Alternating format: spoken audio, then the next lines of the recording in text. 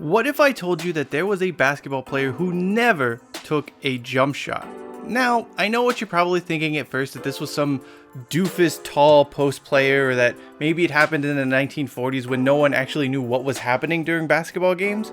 Neither happens to be the case, however. Roughly 20 or so years ago, Syracuse University had a guard by the name of Josh Pace. He was your quintessential Jim Boeheim role player. Long and athletic, a great fit for the 2-3 zone, but horribly flawed on the offensive end of the court. As for Pace's flaw, he never took a jump shot in college.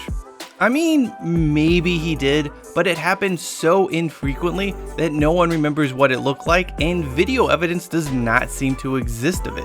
What Pace did have was this herky-jerky floater push shot he used with his left hand that was essentially his go-to move for every shot that wasn't a layup or dunk. It's both mesmerizing to watch and also very frustrating. Like, just shoot the ball, dude. And while he couldn't just shoot the ball for whatever reason, Pace did sort of carve out a niche as a good role player for Syracuse in the early 2000s. His high point collegiately was playing alongside Carmelo Anthony during Syracuse's magical run to the national championship. Pace would play all 4 years at Syracuse, with his college career coming to an end in 2005.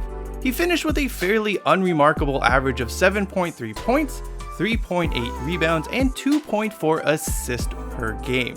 As you'd probably expect, he was an awful free throw shooter, bricking his way to an Andre Drummond-esque 50% from the charity stripe. But what makes Josh Pace special is the fact that he would still manage to score 7.3 points per game doing this. It is almost exclusively from his floater, push shot, whatever you want to call it.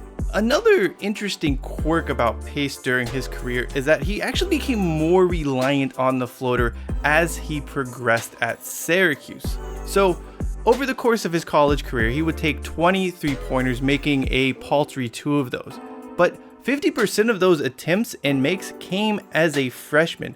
Whereas most college basketball players will develop new skills and new tricks as their career progresses, especially guys who are on campus for 4 years, Pace did the exact opposite and just focused all of his energy apparently on making sure his floater was successful.